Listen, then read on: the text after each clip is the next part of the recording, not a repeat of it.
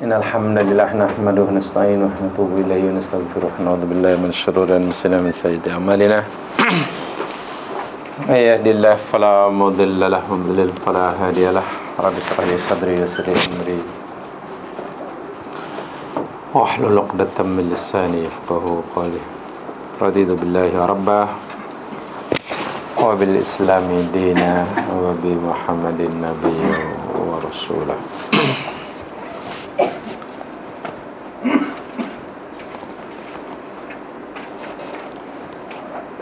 InsyaAllah kita akan teruskan siri pengajian kita Talbisul Iblis.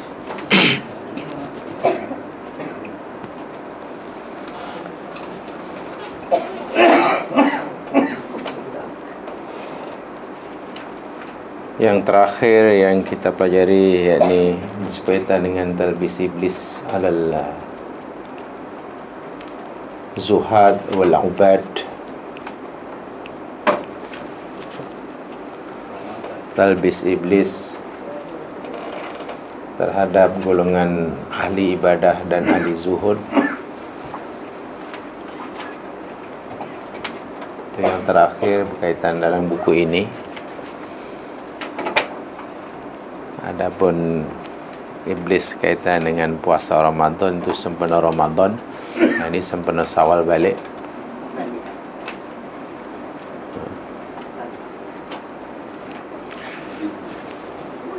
Dan untuk menyegarkan semula ingatan kita supaya biar tambah segar, karena sudah lama mengendap. Dan jadi hari ini saya ingin sampaikan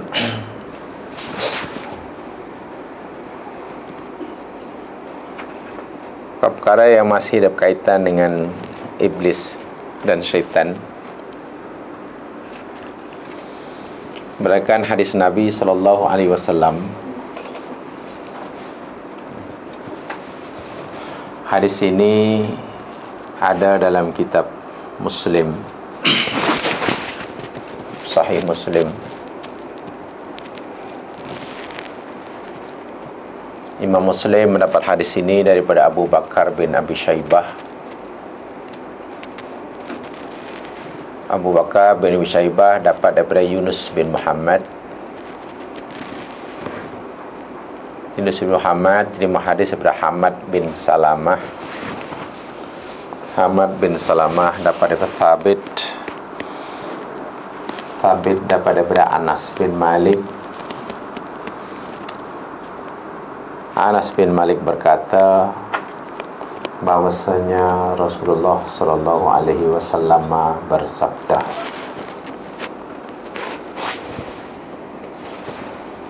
ini sabdanya, lamma sawwarallahu Adama,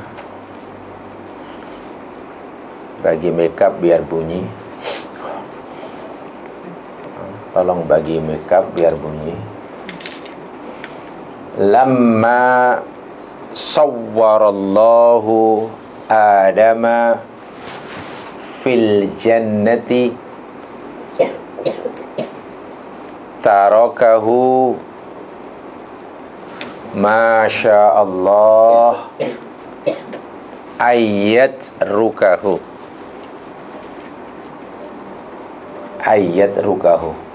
tarakahu masya'allahu ayat rukahu.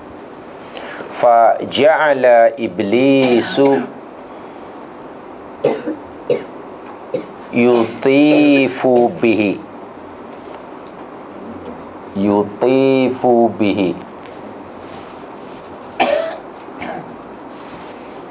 yanzuru ma huwa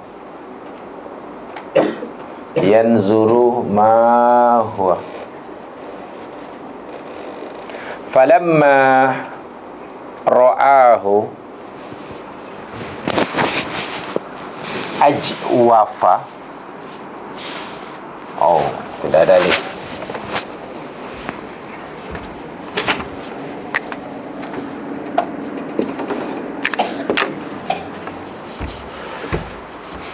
Lamma ra'ahu ajwafa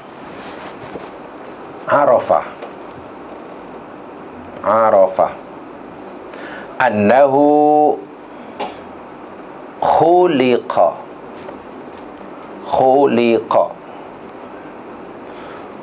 khalqan la yatamalaku hadis beranas riwayat Muslim dalam kitab sahihnya. Saya ulangi, Nabi sallallahu alaihi wasallam bersabda, lamma sawwarallahu adama fil jannati tarakahu ma sya'allahu ayatrukahu faja'ala iblisu yutifu bihi yanzuru ma huwa falamma ra'ahu ajwafa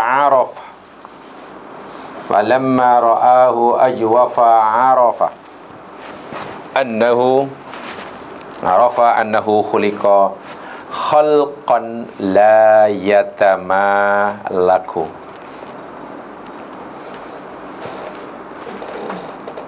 Terjemahannya lebih kurang, baginda Nabi sallallahu alaihi wasallam bersabda,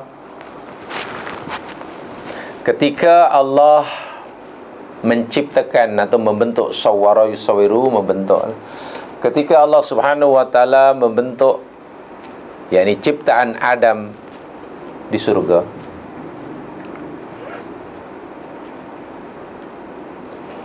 tarakahu masyaallah ayatrukah, dia pun meninggalkannya atau membiarkannya. Dinya besar, dia pun meninggalkannya, Adam, sesuai dengan kehendaknya. Jadi setelah dicipta, dibiarkan gitu. Maka iblis pun faja'ala iblis yutifu bihi, maka iblis pun mengintai-intai.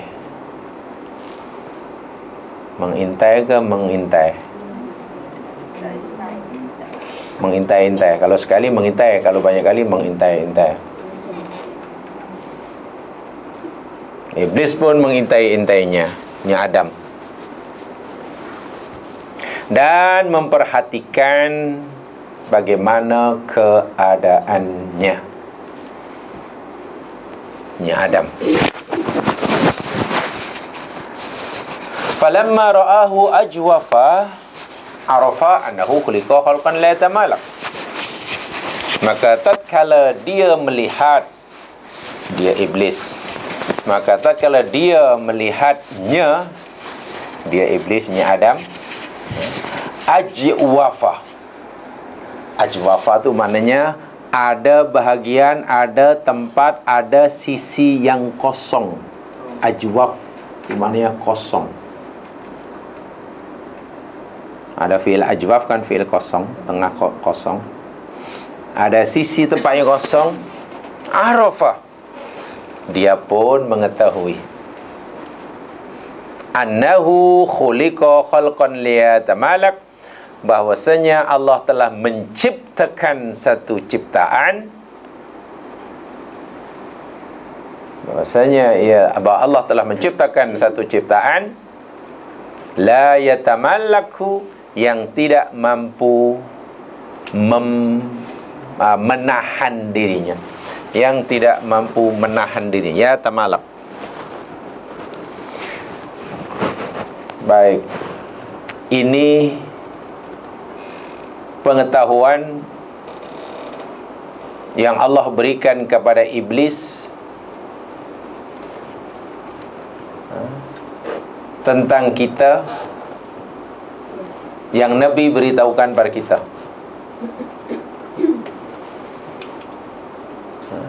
Ini adalah ilmu kelebihan yang Allah berikan kepada iblis tentang kita, yang Nabi beritahukan kepada kita. Ini kisah lama, sudah sangat lama. tatkala Allah mencipta Adam, membentuk Adam di surga, dan telah siap menjadi ciptaan yang sempurna, Allah biarkan Adam dalam jangka masa yang Allah sendiri kehendaki. Kita tidak perlu mengetahui dengan pasti berapa minit, berapa jam, berapa hari, berapa bulan, berapa tahun, tidak perlu. Sebab apapun yang kita agak pasti salah, jadi tak payah diagak-agak. Oh, mungkin 10 tahun, salah. Berapa lama agaknya Allah biarkan? Agaknya 1000 tahun juga tidak betul, sebab tak ada keterangan. Ya, sudah biarkan. Dibiarkan. Tarakahullahu masya ayatrukah. Nah, semasa Allah biarkan Adam, belum ada apa, belum ada itu, belum ada perintah, belum ada macam itulah. Tak tahulah apa istilahnya ini. Mungkin untuk apa, dengan bahasa yang mudah untuk kita faham, mungkin ya hanya dijadikan pameran begitulah, supaya ditonton. Jadi letakkan sebagai apa, di bilik showroom begitu. Sebab belum kan makhluk baru, ini produk baru. Malaikat sudah ada, jin sudah ada. Ini produk baru ini, terbaru. Belum satu-satunya. Jadi makhluk yang lain memperhatikan, tak terkecuali iblis laknatullah alaih. Perhati Adam, makhluk ciptaan Allah yang baru ini. Setelah Adam, setelah iblis memperhatikan dengan seksama, tentu dengan teliti, malaikat bukan, bangsa dia pun bukan, ini makhluk lain, nampaknya berbeza. Jadi iblis cuba mencari kod-kod lah, ada sisi kelemahannya. Kod-kod adalah di mana aspek kekurangannya. Maka iblis pun melihat ajwaf dalam ciptaan Allah ini. Ajwaf itu maknanya kosong, tempat yang kosong. Sama ada tempat atau yang dimasukkan kekurangan atau apa. Selepas iblis mengenalnya, mengenal pasti ada tempat sisi kosong, dia pun tahu. Arafa, dia tahu. Ya. Sekarang gua tahu. Ini makhluk bukan sempurna. Gua tahu sekarang ini makhluk bukan sempurna. Ada tempat kosong. Allah telah menciptakan ciptaan yang ada tempat kosong, di mana dalam tempat kosong itu menunjukkan yang dia, yakni ciptaan baru ini, tidak mampu menahan dirinya. Tempat kosong itu menunjukkan bahawa ciptaan yang baru ini tidak mempunyai kemampuan yang cukup untuk menahan dirinya, mengawal hawa nafsunya. Nak buat ini boleh, nak buat itu boleh, nak buat ini diberi kemampuan, nak buat itu diberi keupayaan, nak buat itu diberi kuasa, nak buat itu diberi. Tapi makhluk yang baru dicipta ini, Allah berikan ia keinginan, Allah berikan ia kehendak, Allah berikan dia kemauan, dan keinginannya luar biasa dahsyatnya. Allah bagi kita keinginan yang tidak terhad. Sayang sekali, keupayaan yang dimiliki oleh Adam dengan segala kebijaksanaan yang dimiliki oleh Allah Subhanahu wa taala tidak cukup kuat untuk mengawal kehendak dan keinginannya. Dan iblis tahu yang ini. Artinya apa? Jika Adam dan anak cucunya kelak, siapapun dia, mulai daripada orang biasa hinggalah golongan ubad, ahli ibadah, zuhad, bahkan orang yang zuhud sekalipun, Jika dia tidak mencari kekuatan yang ada di luar dirinya, jika ia hanya mengandalkan, bersandar kepada kekuatan yang ada pada dirinya untuk mengawal hawa nafsunya, pasti gagal. Inilah maksudnya, pasti gagal.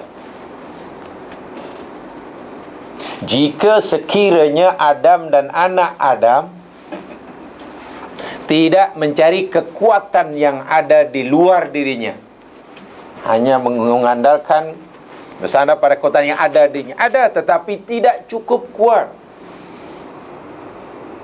Bahasa yang mudah, ayat yang mudah, kekuatan keinginan. Apa kekuatan keinginan dalam bahasa talbis iblis yang telah kita pelajari? Kekuatan keinginan. Dalam bahasa yang kita dah pelajari, dalam diri manusia, kata Ibn Taymiyah, ada 3 kekuatan. 1 kekuatan, 2 kekuatan, dan 3.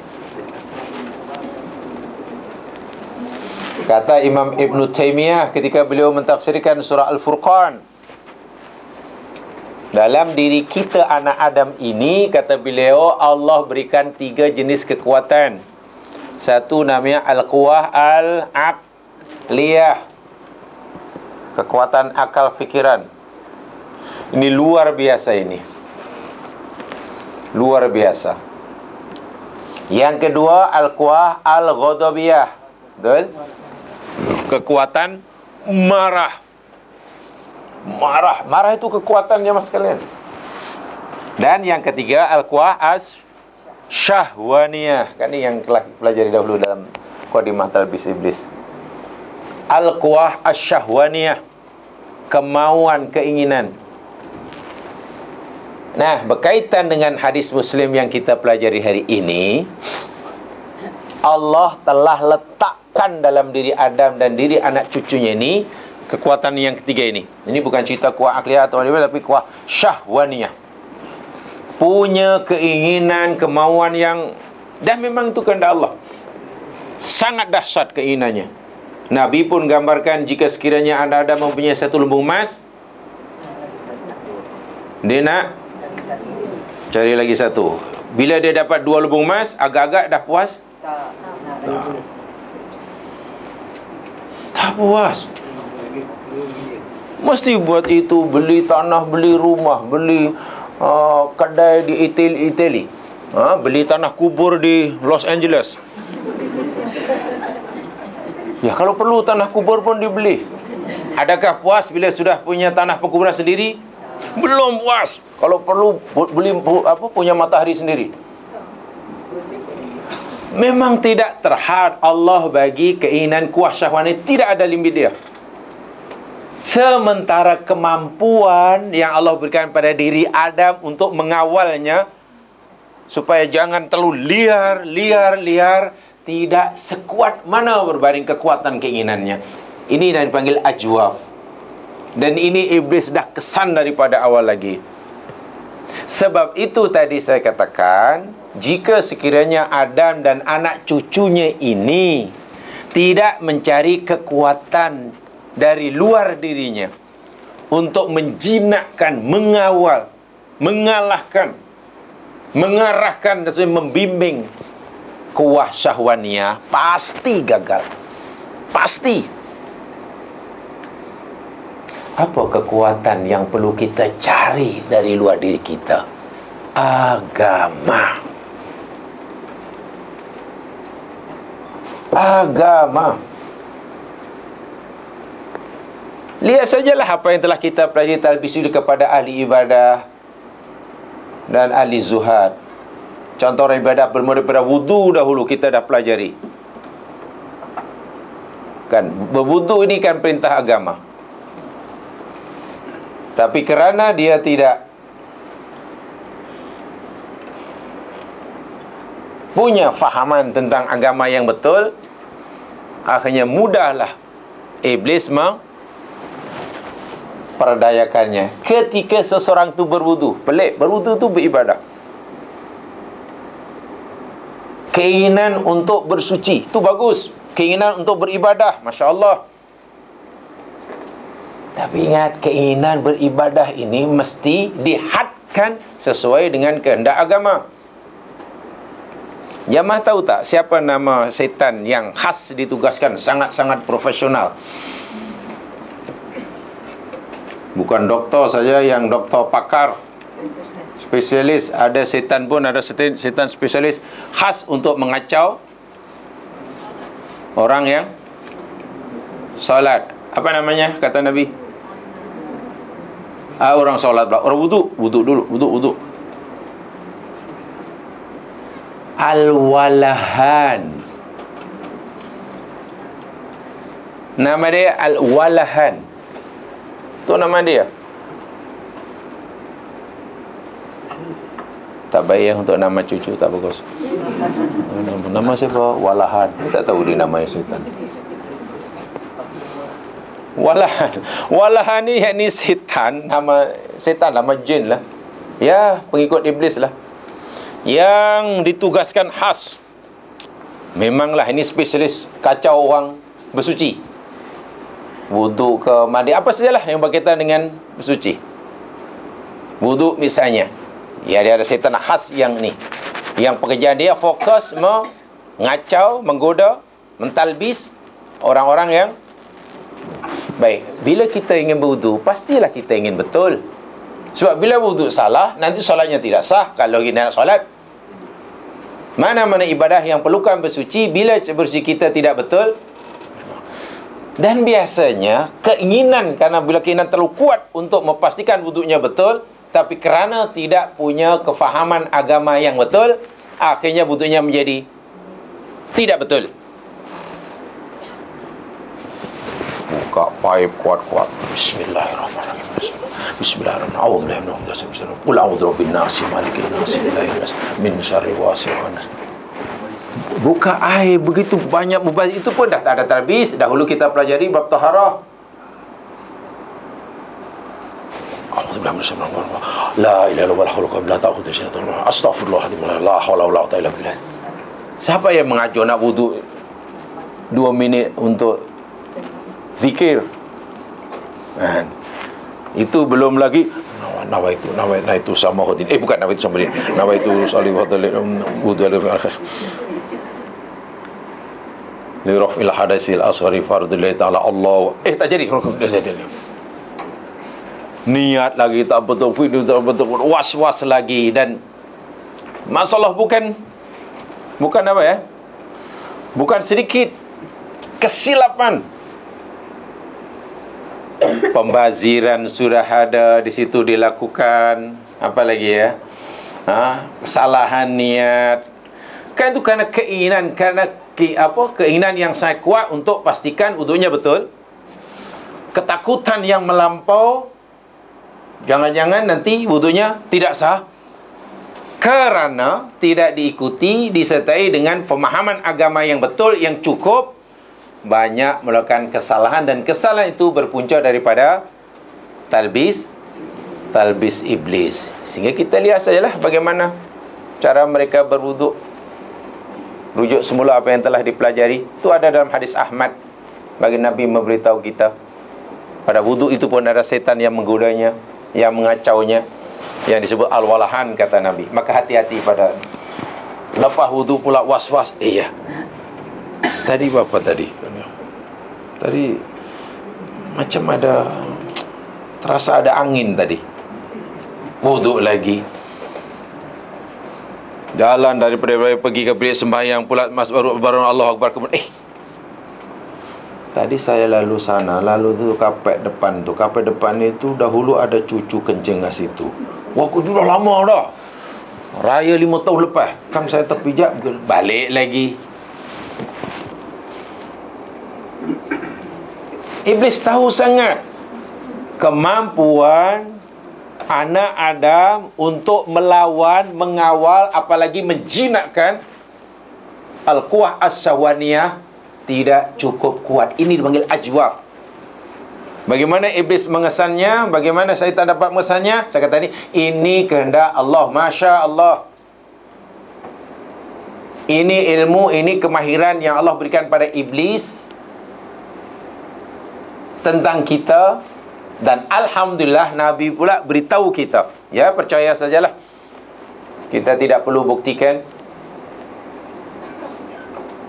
Nih, contohnya dalam wudu, dalam solat. Saya kira tidak ada orang yang coba solat dengan main-main. Mesti bercoba sungguh-sungguh. Dan tak mau solatnya batal, apalagi tak nak solatnya tidak diterima. Sungguh-sungguh keinginan yang sangat-sangat kuat untuk melakukan solat dengan sempurna, sekhusuk-khusuknya, sehebat-hebatnya, secantik-cantiknya. Tetapi jika tidak didasari dengan pengetahuan agama yang betul, akhirnya dalam melakukan solat pun iblis dapat talbis. Niat tak jadi, bacaan Fatihah diulang-ulang. Orang Fatihah sepatutnya merasai keasyikan dialog dengan penciptanya, tapi semasa Fatihah malah asyik membetulkan makhraj. Macam mana? Orang solat sepatutnya tidak boleh tidak, melainkan mesti hanya merasa dirinya hanya seorang, berdiri seorang diri di hadapan Tuhan penciptanya. Tidak ada waktu, tidak ada peluang untuk memperhatikan yang lainnya. Solat tiba-tiba bukan solat menyembah Allah, solat rupanya jadi pengawas. Macam jadi pengawas, sebab solat je terus tegur kawannya. Tadi you solat tu tak betul. You punya rukuk tadi kurang. Mana awak tahu? Ya, saya di belakang awak, saya tahulah. Ini solat ke jadi monitor? Tak sah tau, kau kena ulangi. Apa tidak fikir justru orang yang pengawas itu menjadi talbis iblis? Itu sudah kena talbis. Siapa ya nama iblis yang kacau orang solat, yang ditugas khas? Khanzab.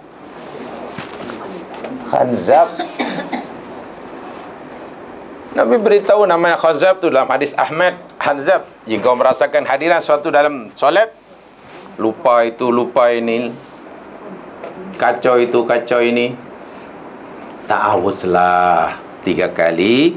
Kemudian apa dulu?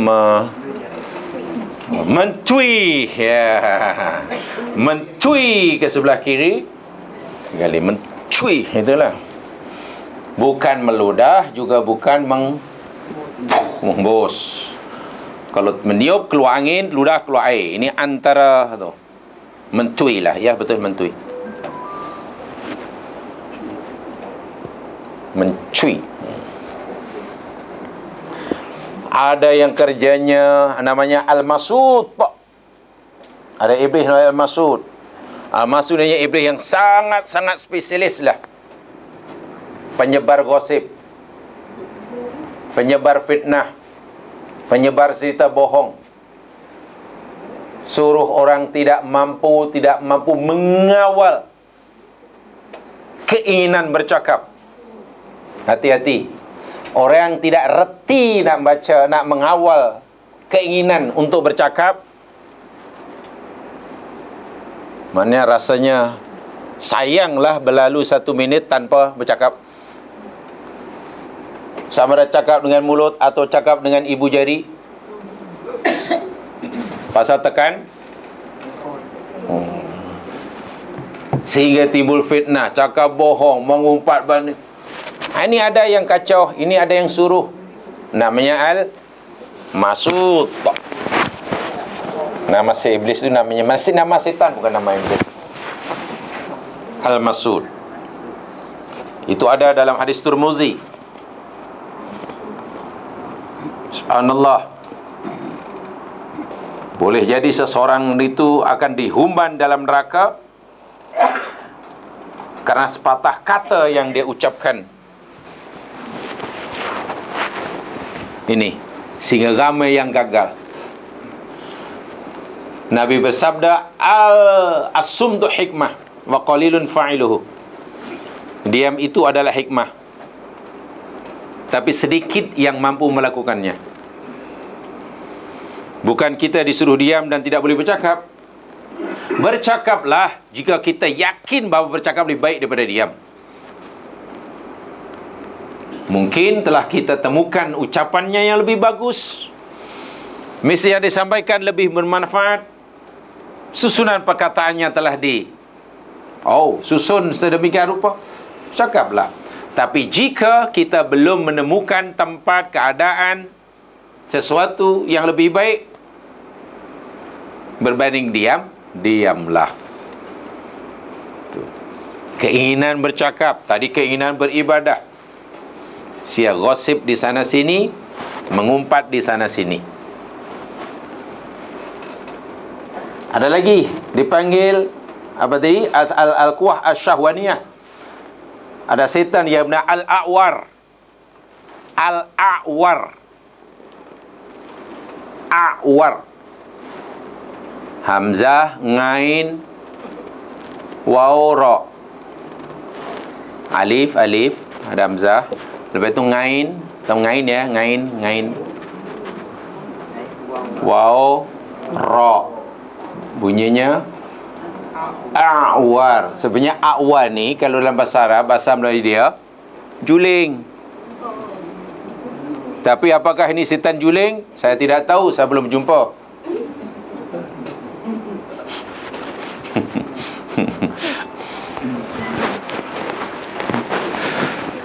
Dan setan yang seekor ini, si juling ini, al-a'war ni, apa kejadian? Wa'iyadzubillah.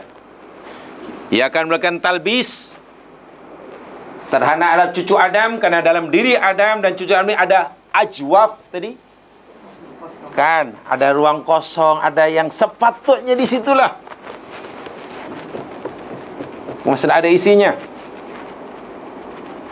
Yang seekor ni awan ni sangat spesialis untuk menyesatkan manusia, mentalpi manusia supaya gagal mengawal nafsu libidonya. Nafsu libidonya, nafsu syahwat rendahnya. Berlakulah perzinaan, berlakulah apa sajalah. Dan adik-beradiknya. Setan yang ditugas khas namanya a'war. Pendek kata, saya katakan tadi, jadi kalaulah Adam ni katalah ada satu ciptaan seperti kita ya. Dalam diri kita sebenarnya sudah sempurna, ini bagus. Manusia sebenarnya mampu dengan akalnya memahami segala-galanya. Al-Quran pun masya-Allah sangat selalu mengingatkan kita supaya kita menggunakan kemampuan akal kita dalam memahami alam ciptaan Allah Subhanahu Wa Taala. Ya. Tapi daripada tiga kekuatan tadi, al-quwah asyahwaniyah, yang ketiga-tiga itu sebenarnya saya kata tadi tidak ada hadnya ya. Semua besar-besar belaka. Quwah aqliyah, quwah ghadabiyah, dan quwah syahwaniyah. Kerana ada ajwaf, saya ulangi sekali, jika sekiranya lah anak Adam ini tidak mendapatkan kekuatan dari luar dirinya, pasti Adam dan anak cucunya gagal mengawal, apalagi menjinakkan, apalagi mengarahkan, mendidik al-quwah as-sahwaniyahnya ke jalan yang betul. Dan ini yang iblis telah kesan semenjak kita dicipta oleh Allah. Sebab itulah, seperti mana dalam pelajaran-pelajaran yang lepas yang telah kita pelajari, tidak ada seorang pun yang tidak dijadikan mangsa oleh iblis untuk disesatkannya. Dan semuanya, kata iblis, aku boleh menyesatkannya, kecuali satu sahaja, yakni orang-orang yang ikhlas. Karena orang ikhlas sudah dapat mengawal semuanya itu. Hanya lillah, lillah, lillah. Hanya lillah, lillah, lillah. Ini. Jadi kita tidak boleh, saya ulangi sekali, ini sebagai penekanan sahaja, tidak boleh seseorang merasa telah selamat daripada gangguan dan penyesatan perangkap iblis hanya kerana dia telah baca Al-Quran. Belum boleh. Belum boleh seseorang telah merasa selamat daripada perangkap iblis kerana ia dah rajin baca Quran. Belum. Seseorang tidak boleh merasa telah selamat daripada talbis iblis kerana ia telah memiliki banyak ilmu. Belum. Iblis boleh menyesatkan golongan ulama dalam yang telah kita pelajari pada siri yang lepas. Seseorang belum boleh merasa selamat hanya kerana dia telah istiqamah, katalah tiap malam qiyam. Belum. Sebab yang selamat, yang terselamat, terbebas daripada talbis iblis, bukan kerana amalan-amalan yang disebutkan itu, bukan kerana ilmu yang telah dimiliki banyak ataupun sedikit, tapi kerana keikhlasannya. Hanya orang yang ikhlas sahaja. Mungkin ada orang berfikir begini, oh kalau begitu saya tidak perlu beramal lah. Yang perlu saya yang penting ikhlas. Asal ikhlas tak ada solat teramal pun gitu. Ikhlas itu sifat orang yang beramal.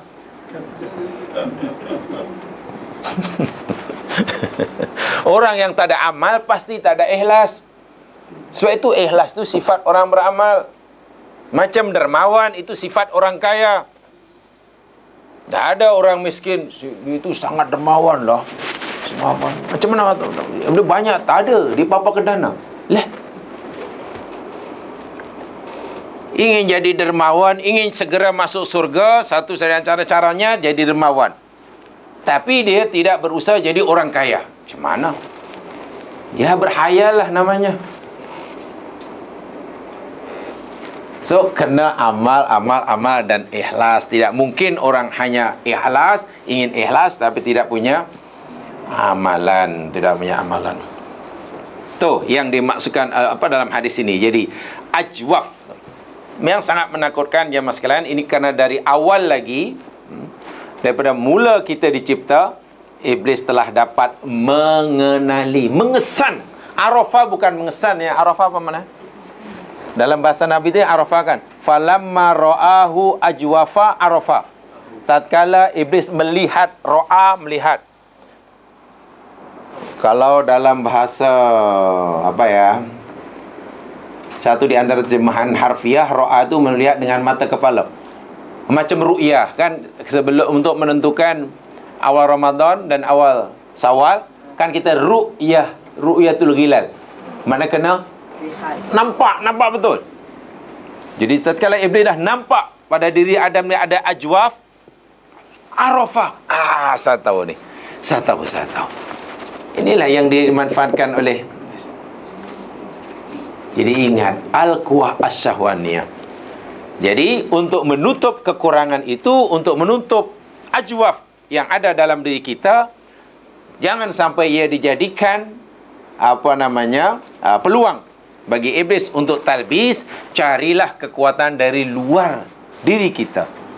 Kekuatan yang dari luar diri kita itu ialah agama. Keinginan untuk solat tanpa agama, nanti solatnya malah rusak. Ya, keinginan untuk beribadah bagus, tapi mesti ada agama. Keinginan untuk masuk surga memang disuruh. Keinginan di dunia hasanah, fil akhirah hasanah, wa qina adzabannar. Itu cita-cita. Tapi tanpa ada kawalan agama, lihat sajalah sebagaimana yang telah dijelaskan pada siri yang lepas, sebagiannya talbis iblis kepada golongan ulama, orang yang baca Quran, orang yang solat, orang yang berpuasa, orang yang zuhud, bahkan terakhir orang yang zuhud, kan, bab makan minum, sehingga hulu itu mana melampaui batas, berlebih-lebihan, hingga peringkat mengharamkan apa yang Allah makan. Bab makan, bab berpakaian dinyatakan dalam contoh apa sebelumnya, kata Ibnu Jauzi, jadi dia cuba nampakkan dengan pakaian yang buruk-buruk, yang sudah tidak layak dipakai, ditampung sana tampal sini, untuk menunjukkan kezuhudannya, sehingga nilai tingkatan kezuhudan seseorang dizahirkan melalui apa? Dengan cara apa? Penampilan diri. Ayat yang mudah, jika pakaian seseorang itu semakin lusuh, kumuh, selekeh, maka tingkat zuhudnya makin tinggi. Jadi kalau beli baju kena yang tebal-tebal, jadi sentuhlah. Sebab itu, dan ini akhirnya kita dah jadi salah faham dah terlalu lama. Seperti mana saya kata itu hadis lah. Kalaulah ada orang kata umpamanya di kampung itu, di daerah itu ada seorang wali Allah yang sangat dikasihi oleh Allah. Katakanlah, saya contohkan tempoh hari seperti itu. Apa yang ada dalam bayangan jemaah sekalian bila saya katakan di kampung itu, di sebelah sana ada waliullah? Bagaimana jamaah sekalian membayangkan wali Allah itu? Orangnya bagaimana? Umur sekalian tadi, umurnya berapa? Umurnya berapa? Bawah 50 atau 50? Dah 50. Pakaiannya dia apa? Baju Melayu, seluar jin, kain pelikat, jubah. Ya? Jubah. Okey. Yang letak di kepala apa? Topi kelidah, songkok, serban. Kalau berjalan-jalan biasanya apa? Kereta api, kapal terbang, kapal laut, basikal, BMW, Mercedes. Biasanya jalan kaki. Kasutnya apa? Kasut belly, Beltoni, Slipper Jepun kah buat sendiri? Pasti akan dibayangkan begitu. Sulit sekali hendak menghilangkan fahaman seperti itu. Sekarang, ini sekadar contoh. Ni waliullah ni. Rumah dia, ya Tuhan, macam stadium Shah Alam. Kemana-mana, tapi di waliullah. Ada orang percaya? Susah kan? Oh, rasuah. Itu wali rasuah. Atau itu seorang waliullah. Betul ke ini waliullah? Betul, ini waliullah. Katalah betul-betul waliullah.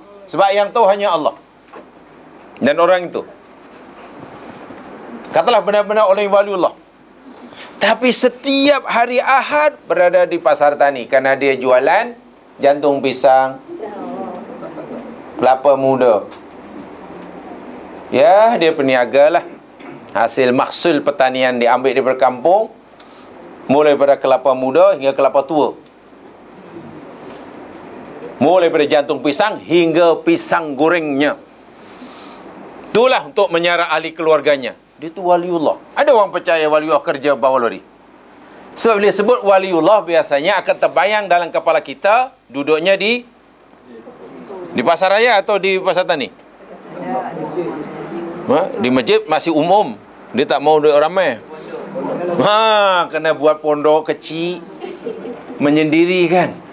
Inilah yang bukan main susah hendak membetulkan semula. Ini yang dikritik habis oleh Ibnu Jauzi dan kita sedang kita pelajari ini.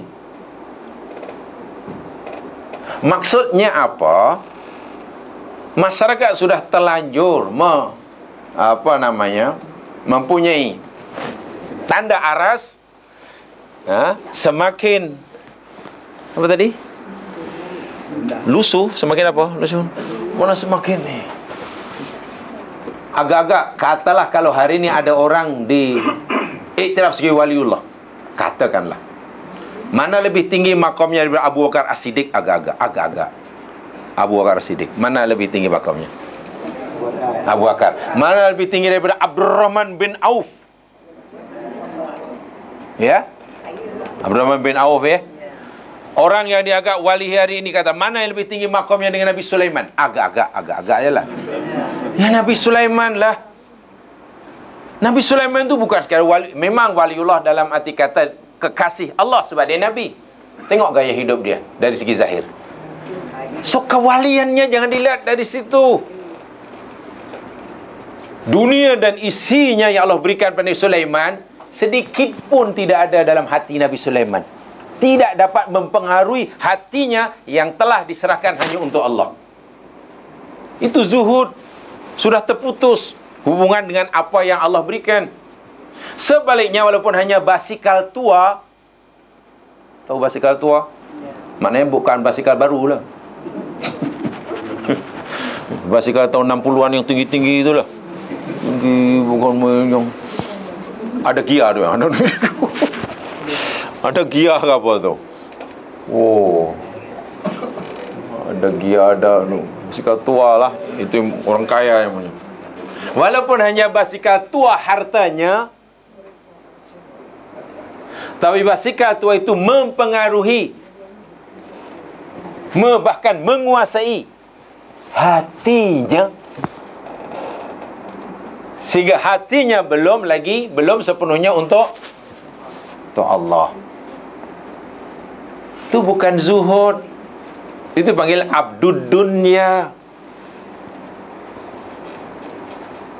Saya ulangi sekali hadis yang sangat penting dalam bahasa ini.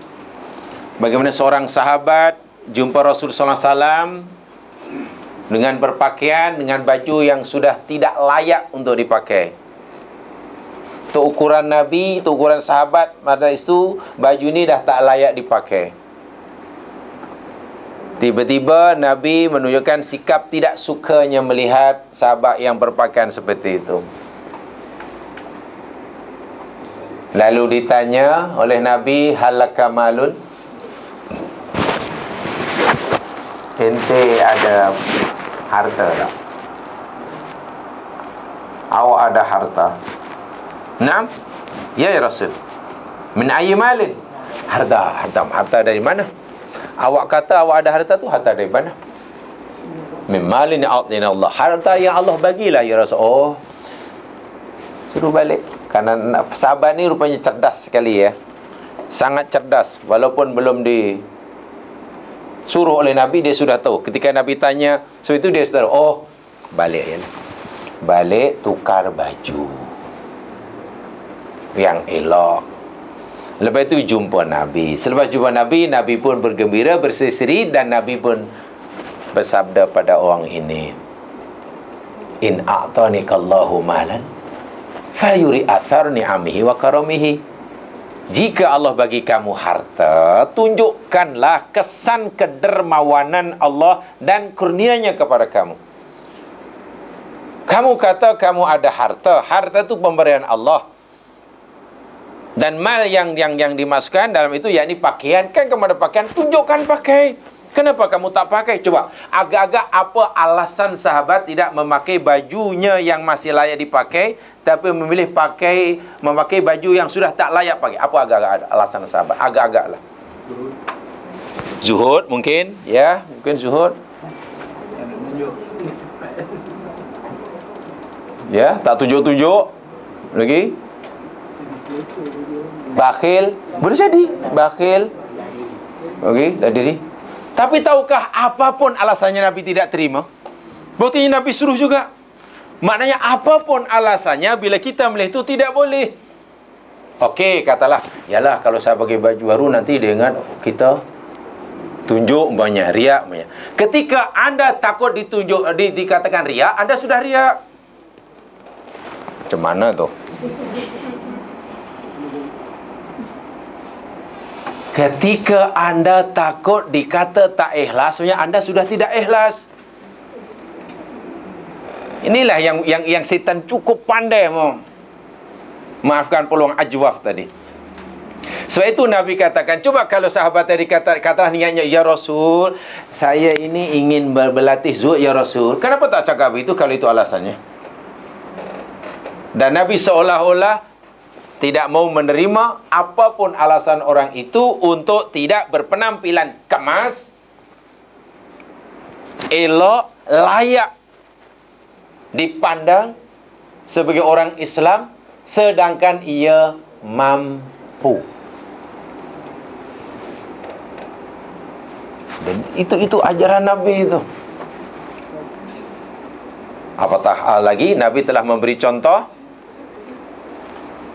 orang yang paling kemas. Nabi tidak suka kotor.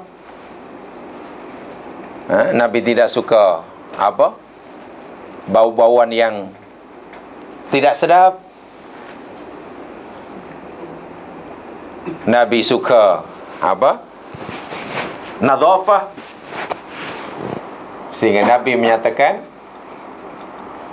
Allahu jamil yuhibbul jamal. Allah itu jamil dan Allah suka pada jamal. Islam itu indah, Allah suka keindahan. Allah itu jamil, Allah Islam itu bersih, Allah suka kebersihan. Dan banyak lagi lah ajaran-ajaran seperti ini. Tertib, kemas, itu ajaran Islam. Jadi jangan semakin diselikih-selikihkan, semakin bukan. Ada sahabat datang jumpa Nabi, rambutnya tidak tersikat rapi, janggutnya tidak terurus dengan kemas. Nabi menunjukkan wajahnya yang kurang menyukai, lalu sahabat tadi balik. Disuruh oleh Nabi untuk mengemaskan penampilan. Setelah dikemaskan penampilannya, janggutnya tadi kalau istilah sekarang ditrim lah, nampak kemas, baru Nabi puji dia. Kan bagus sesaudara kamu menjumpai saudaranya seperti ini, daripada menemui saudaranya ka'annahu ru'usus syayatin. Daripada menemui saudaranya seakan-akan seolah-olah macam kepala. Jadi orang yang berpenampilan tidak kemas dari daripada pengurusan dirinya, Nabi katakan itu kepala setan mah. Ini tiba-tiba malah semakin tidak kemas semakin. Apatah lagi bila kita bicara tentang pakaian ini. Di dalam Al-Quran sebenarnya sangat mudah ya mas sekalian. Dan dalam surah Al-A'raf, cobalah perhatikan betul-betul ya ini. Jangan hanya dipelaikan satu, tidak boleh. Nanti setan akan nampak ajwaf kita. Di dalam surah Al-A'raf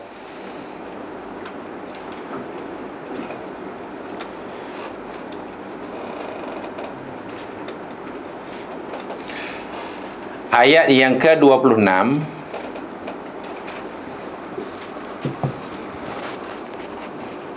ini mesti digabungkan. Ini sebagian ayat ya yang menjadi panduan kita, tak kira laki maupun perempuan, dalam berpakaian. Saya katakan tadi, jika keinginan kita berpakaian, berpenampilan diri ini, kan keinginan ini Masya Allah luar biasa. Tidak ada orang yang ingin berpenampilan seselekeh-selekehnya, kecuali yang tidak. Karena keinginan ini luar biasa, jadi mesti ada kawalan yang boleh mengawal. Saya kata tadi, yakni kekuatan itu datang dari luar diri kita, yakni bersumber dari agama. Tanpa agama, nanti niat kita yang baik menjadi salah. Sebagai contoh, keinginan berpakaian, keinginan berpenampilan. Tak kira laki atau perempuan, Arab atau bukan Arab. Ayat ini satu daripada panduannya. Ya Bani Adam, wahai anak cucu Adam.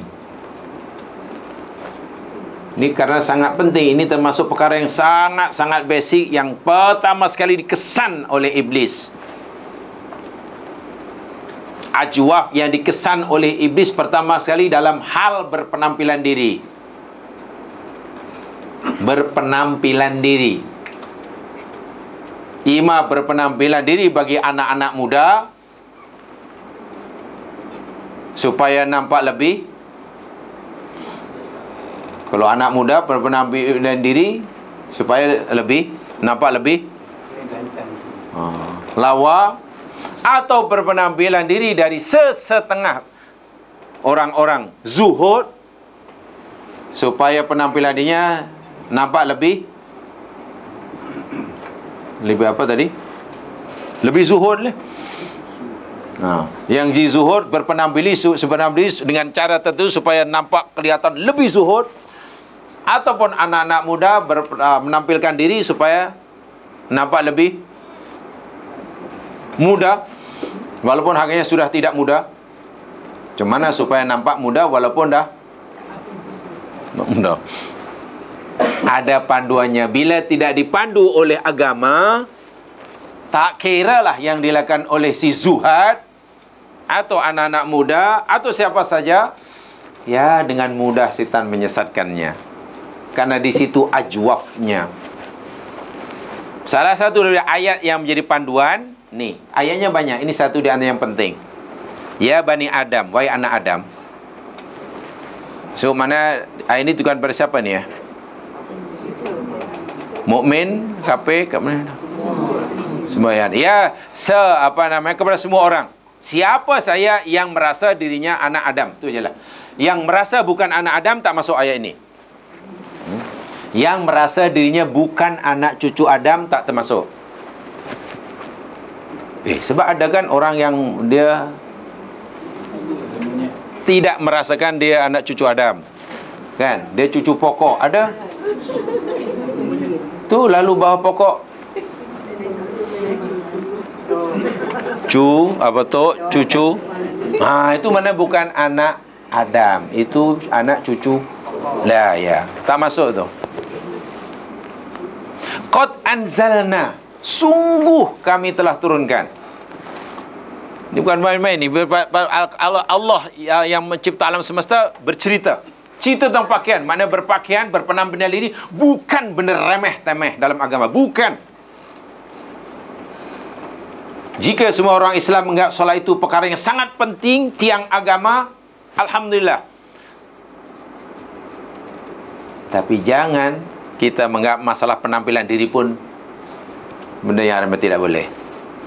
Bila orang melihat solat perkara yang penting, maka penampilan diri pun sangat penting. Sungguh kami turunkan atas kamu libasan. Apa libas? Pakaian. Fungsi pakaian dalam ayat ini ada dua. Dalam ayat ini lah. Dalam ayat yang lain lah adalah dalam ayat ini saja. Ini yang paling dasar sekali. Peranan fungsi pakaian yang pertama ialah yuwari sawatikum. Apa tu? Yuwari sawatikum. Menutup aurat kamu. Ini pembicaraan sendiri di kalangan ulama-ulama fiqah. Menutup aurat kamu. Artinya jangan sekali-kali sesuatu yang sepatutnya ditutup malah ditunjukkan.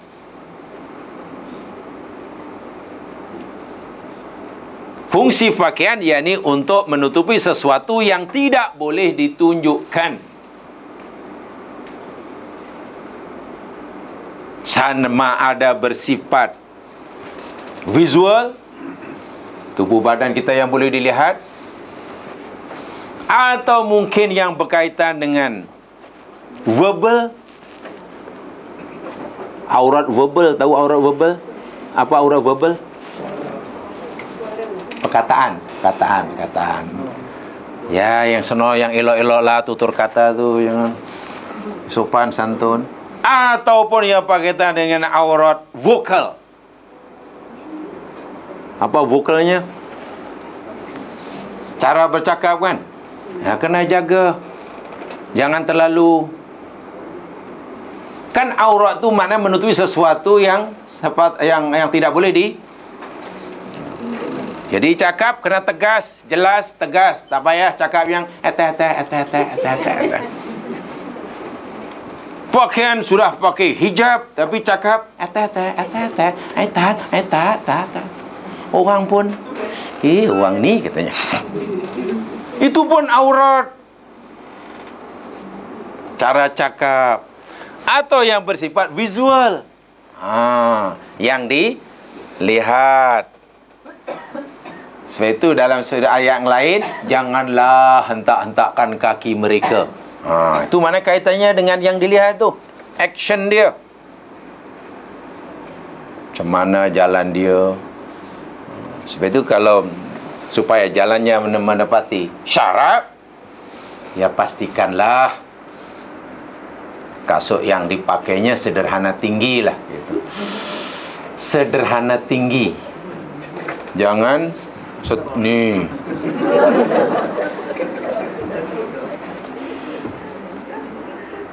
Ketika ia berjalan biasa, katalah hanya memakai kasut selipar Jepun, ya begitulah. Itulah cara berjalan, itulah gaya berjalan yang paling natural untuk orang itu. Itu yang paling fitri baginya. Yang Allah cipta. Tapi ketika ia pakai kasut setinggi ini, agak-agak berubah atau tidak gaya jalan dia. Garanti. Saya itu fikir betul-betul khasnya bagi wanita walaupun sudah pakai purdah pula. Apa dia panggil? Jubah katakanlah. Menutup daripada hujung rambut hingga hujung kuku. Tiba-tiba pakai kasut setinggi ini. Macam mana jalan dia? Anda tidak menutup aurat. Anda belum lagi yuhari su'atikum. Tak payah sila pakai kasut tinggi. Macam mana jalannya nanti? Tapi kan sudah ditutup kaki dia. Iya, yang itu, yang bagian itu. Tapi kan aurat bukan hanya dari tubuh badan. Kan tadi ada yang bersifat visual dia. Itu kena jaga. Itu panjang lebar perbicaraan di kalangan ulama' jamaah sekalian. Setelah itu dipastikan, dan ini pembicaraan yang panjang lebar, jamaah boleh baca kitab-kitab fikah atau kitab saya berkaitan ini. Lebih-lebih lagi mufassir kontemporari. Bila bicara tentang menutup aurat kamu, sebenarnya bukan hanya memakai pakaian yang membalut tubuh. Kalau yang dimaksudkan pakaian membalut tubuh, ya sudahlah, senang. Beza ya menutup aurat dengan membalut aurat. Bila ini dah dipastikan, alhamdulillah, begini agama suruh. Ada lagi satu yang Allah suruh kita perhatikan. Apa dia nombor 2 tu? Warishan. Apa rishan? Apa sih mana rishan? Perhiasan. Maknanya fungsi pakaian ini, fungsi pakaian tu yakni ada rishan ini, perhiasan. Supaya orang tampil kemas. Sebab itu orang tidak boleh berpakaian asal main letak. Sudahlah. Macam mana kamu ni? Katalah pakai baju macam ni, tiba-tiba butangnya saya singitkan macam ni.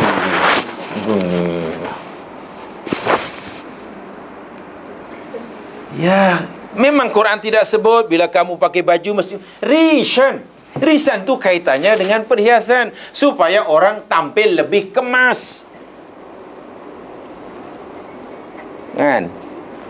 Jadi kalau menutup auratnya tadi lebih kepada syar'i, hukum agama yang tidak boleh berubah-ubah, tidak bertukar-tukar, tak boleh ubah ini, tetap daripada zaman dulu hingga sekarang. Rishan ini kaitannya dengan nilai tempatan. Orang Melayu mungkin pakai baju Melayu. Bukan main pakai baju Melayu, orang songkok, lepas itu pakai capal. Pakai capal dan samping. Itu baju Melayu. Kalau pakai baju Melayu pakai kasut, itu kurang Melayunya. Kalau Melayu betul capal kan? Capal. Lisan cantik Melayu. Yang ini Pakistan. Ya, Pakistan itu pakaian dia. Untuk panjang apa namanya dia? Kurta. Dibelahnya apa itu, seluarnya pun besar. Ya memang itu. Itu rishan bagi dia orang. Orang India pakai sari. Tak salah asal menutup auratnya. Itu dia. Untuk auratnya sama. Ente Muslim India, ini ente Muslim Melayu, ente Muslim Negro, ente Muslim siapapun menutup auratnya sama. Itu hukum yang tidak boleh. Risannya boleh berubah-ubah. Anda Chinese Muslim umpamanya, macam mana risannya? Lain dengan risan Melayu. Oh, begini. Nah, inilah yang diambil kira. Sebab itu Nabi, walaupun sahabat yang datang tadi jumpa Nabi tadi telah menutup aurat, telah menepati, risannya belum dipenuhi. Kan pakai pakaian yang tak layak dipakai kan, Nabi suruh balik pakai yang. So macam mana bila boleh dikatakan semakin lusuh semakin naik taraf? Mana boleh dimanalakan risan? Ini firman Allah.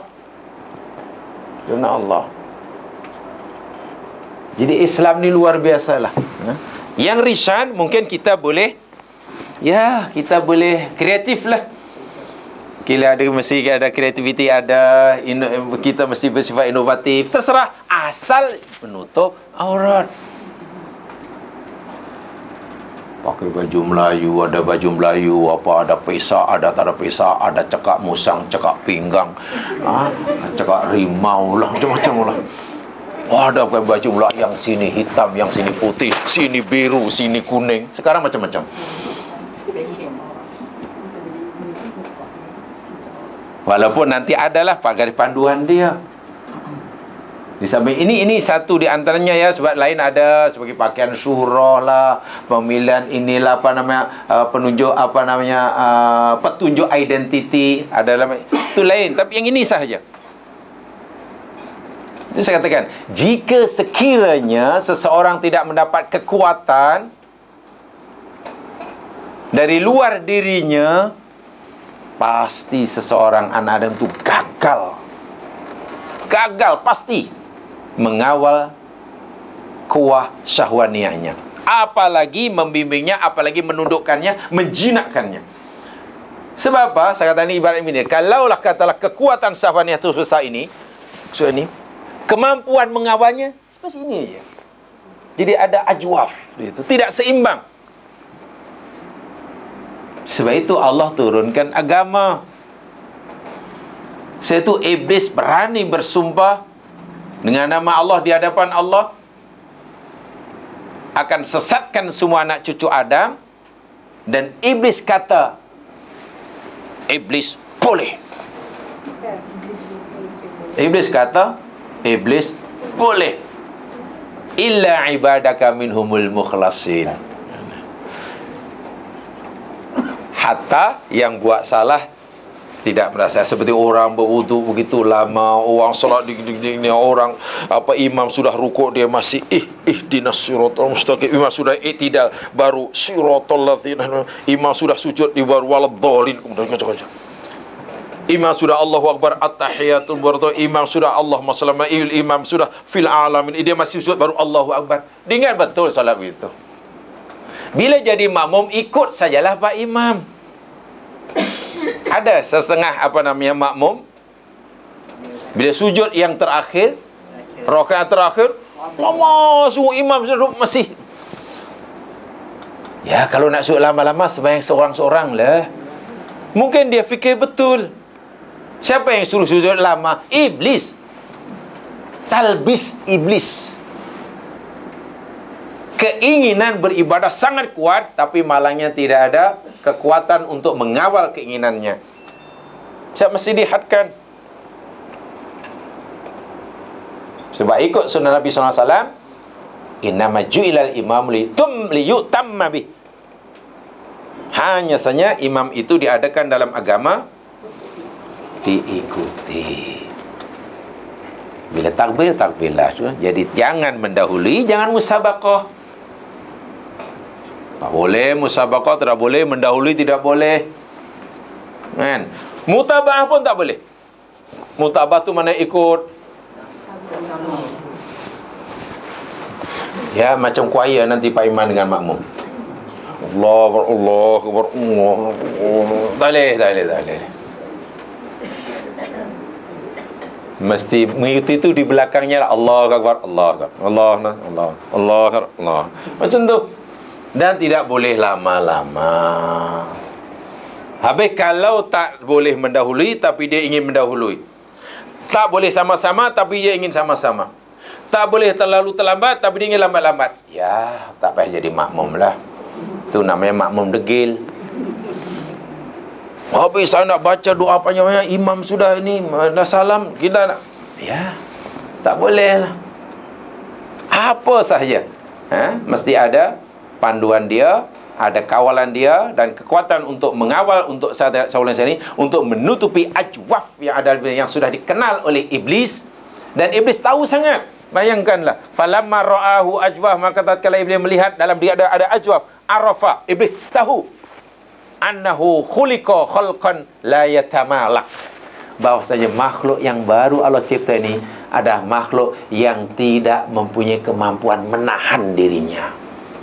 Tak ada kemampuan yang cukup untuk menahan. Dah ada ini, nak itu, nak ada ini, nak ada itu. Kan begitu ya? No. Tidak ada kemampuan yang cukup untuk menahan keinginan. Dan iblis, rupanya tekaan iblis, bukan tekaan, ya, keyakinan iblis rupanya tidak salah. Betul. Ketika Adam masih di surga, kan Allah larang kepada Adam satu larangan saja. Jangan dekati fauq ini. Itu larangan. Adam ada tak keinginan agak-agak untuk melanggar tu? Ada tak keinginan untuk keinginan untuk merasai, kalau itu merasailah. Keinginan untuk mendekati, kalau itu mendekatilah. Pokok larangan tu ada atau tidak dalam diri Adam? Ada. Kalau tidak ada, buat apa dilarang? Jamaah sekalian, jamaah ada keinginan untuk makan batu? Tak ada. Karena tidak ada, maka Allah tahu, aku haramkan batu untuk dimakan. Bila Allah haramkan batu untuk dimakan, larangan itu tidak ada artinya bagi kita yang tidak ada keinginan untuk makan batu. Cuman sebab itu larangan-larangan Allah yang berbeza dengan keinginan kita tak ada masalah bagi kita. Dan iblis tidak akan sesatkan kita dengan larangan seperti ini. Contoh, insyaAllah orang Islam Melayu di Malaysia, iblis tidak akan sesatkan ia, suruh ia makan daging kaki pendek. Tak akan. Tak akan. Saya boleh katakan majoriti orang Muslim, Melayu Muslim Malaysia tidak suka makan daging kaki pendek. Jika dihalalkannya sekalipun mungkin tidak ada. Diharamkan dan kita pula tidak menyukai. Sebab itu haramnya babi bagi kita tak ada masalah. Tak ada masalah. Karena tidak sesuai kan dengan keinginan kita. Dahlah kita tak suka, Allah pun haramkan. Sebab itu iblis tidak menjadikan haramnya babi ini untuk talbis. Tak. Apa yang sesuai dengan keinginan manusia yang ni? Yang Allah haramkan dan sesuai dengan keinginan. Kita nak tapi Allah haramkan. Rasuah, rasuah lagi. Rasuah. Mestilah. Rasuah. Ya, waktu itulah jadi Adam ada keinginan itu. Masalahnya keinginan sangat kuat. Keinginan untuk rasuah sangat kuat. Kemampuan untuk mengawal menahannya tak cukup kuat karena sana ada ajwaf. Kalau itu dari mana? Bagaimana cara seorang mendapat kemampuan dapat mengawal keinginan tadi? Agama. Tidak ada cara lain. Hanya agama yang boleh membimbingnya. Dan ikhlas Allah. Kan karena tidak ada agama kan. Tapi ada orang ni merasa punya agama macam itu. Yalah sebenarnya kalau ke agama cukup pasal masih kecil dahulu dah hatam Quran dah. Dah hatam Quran. Dengar hatam Quran ni kuat agama. Dia pernah hatam dulu Quran tu. Masa ijab qabul tu ada hatam dah. Kan acara dia khatam Quran kan. Khatam Quran sebelum akad nikah tu lah. Tak khatam betul ke tidak tak tahulah, sebab dia baca Wadduha je. Itu pun baca Wadduha, surah-surah selepasnya kawan-kawan yang bantu. Alah, tak tahulah. Dah bukan begitu. Jadi kena faham benar. Hadis ni jamaah sekalian, masya-Allah, ini hadis Muslim, ya. Jadi biasa beri maklumat yang sangat jelas sekali lah betapa kita ni sebenarnya sangat rapuh. Kalau boleh saya katakan begitu, pertahanan diri kita ni menghadapi talbis iblis khasnya dalam aspek kuah sahwaniyah sangat-sangat rapuh. Betapa tidak, karena perbandingan antara kekuatan keinginan yang tanpa had ini dengan kemampuan menahannya tak seimbang sama sekali. Nah, ketidakseimbangan itu kalau istilah Nabi dipanggil ajwaf, itulah. Ajwaf adalah tu kosong. Kenapa di sini kosong? Sepatutnya bila kekuatan menolak kekuatan masih sama. Jadi bila sama, senang. Apalagi yang menarik itu lebih. Ini tidak. Nah, ini pentingnya agama. Ini pentingnya turunnya Al-Quran. Ikut apa ajakan oleh Allah, ikut apa ajakan oleh Nabi. Semua ada panduannya kan. Nak makan ada panduan, nak tidur ada panduan, nak solat ada panduan, nak puasa ada panduan. Semuanya ada. Nak berniaga ada panduan, nak sewa menyewa ada panduan, jual beli ada panduan. Semuanya. Nak masuk bilik air pun ada garis panduan. Bayangkan. Tidur itu kan sesuatu yang fitri lah, yang sangat fitri lah. Perbuatan, ya, fitrah manusia mengantuk tidur. Itu pun Islam campur tangan.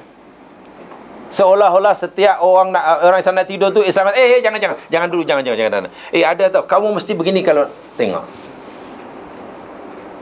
Kenapa? Karena dalam diri kita ada ajwaf. Nak makan ada, nak makan kejap. Kamu mesti ikut peraturan aku, kata agama. Bacalah bismillah, gunakanlah tangan kanan. Kan begitu kan? Jangan mula dari yang tengah. Itu pada zaman Nabi dan orang Arab khasnya. Budak orang Arab kan makan satu dulang, ya. Kalau orang miskin, ya satu dulang kecil 5 orang lah. Kalau jutawan-jutawan Arab, bukan dulang, kolam. Ada kan ya dalam itu apa, kolam ya? Maknanya bukan yang besar lah. Satu dewan tu, itu dulang ke apa no? Satu hall, satu nasi je. Maksudnya, kalaulah makan di yang seperti itu, tidak boleh mula dari tengah. Itulah. Karena kita bukan budaya itu, jadi kita agak susah memahami hadis tadi. Jangan mulakan makan di tengah. Tengah ke mana tengah kan? Tapi kalau budaya Arab senang memahaminya, sebab keberkatan turun dari yang tengah tu. Bila makan pastikan habis, sebab anda tidak tahu makanan mana yang ada barakah. Boleh jadi yang ada barakahnya yang tinggal tu. Tapi macam mana habiskan kalau makan dihidangkan seluas hall tu? Ya, satu hall tu. Macam mana ya? Ada kan satu kajian, jumlah orang yang dijangkiti penyakit yang semakin meningkat setiap tahunnya. Kan di negara-negara Timur Tengah. Ada satu artikel yang sahaja. Jumlah orang yang jumlah orang sakit yang semakin meningkat setiap tahunnya. Jumlah makin sakit, berbagai penyakit lah. Jadi orang-orang Timur Tengah, khasnya Arab Saudi, UAE, yang kaya lah, yang tak tahulah. Ya, mungkin lepas makan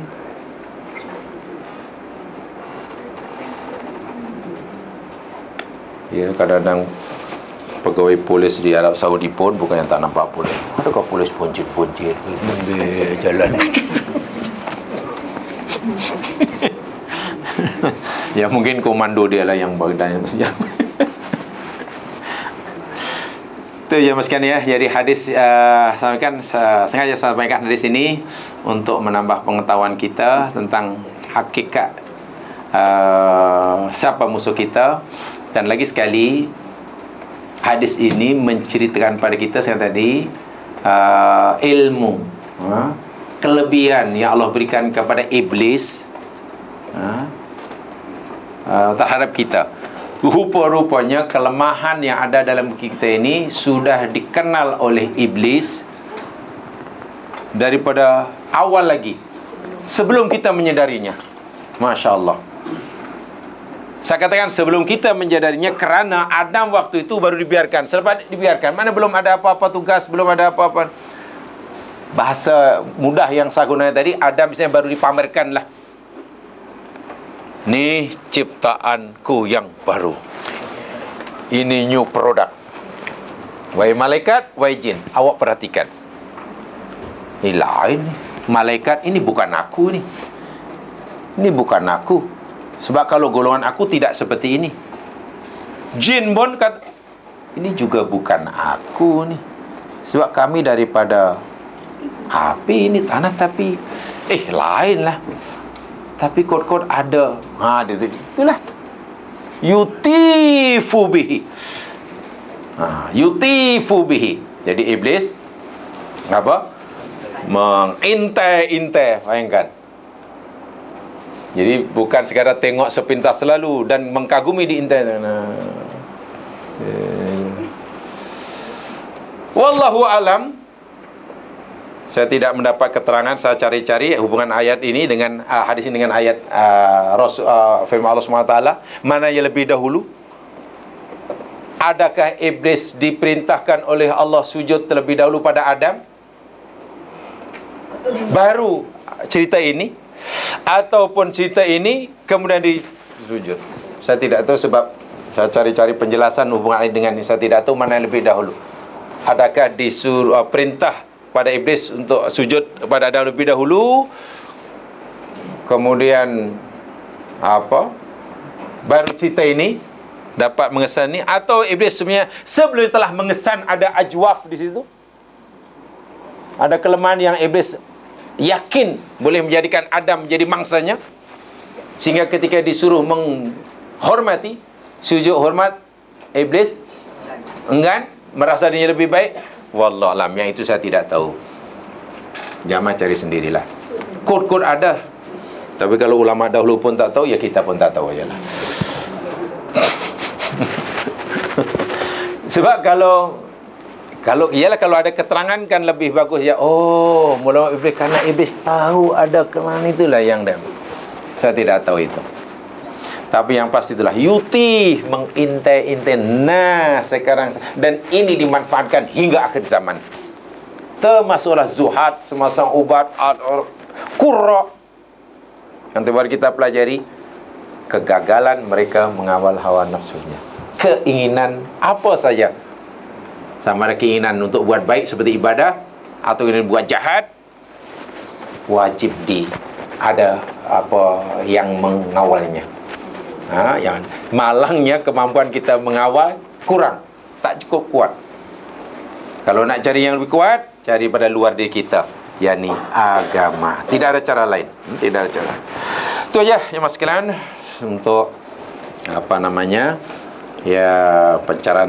pencerahan, untuk penyegaran lah, untuk penyegaran, karena supaya tidak terlalu lama mengendap. Tapi mengendap ni bagus, akhirnya kita tahu mana yang bersih, mana yang kotornya. Mudah-mudahan diberkati oleh Allah Subhanahu wa taala yang benar. Subhanakallahumma wa bihamdika asyhadu an la ilaha illa anta astaghfiruka wa atubu ilaik. Innal insana lafi khusr illa alladziina aamanu wa tawassaw bil haqq wa tawassaw. Assalamualaikum warahmatullahi wabarakatuh.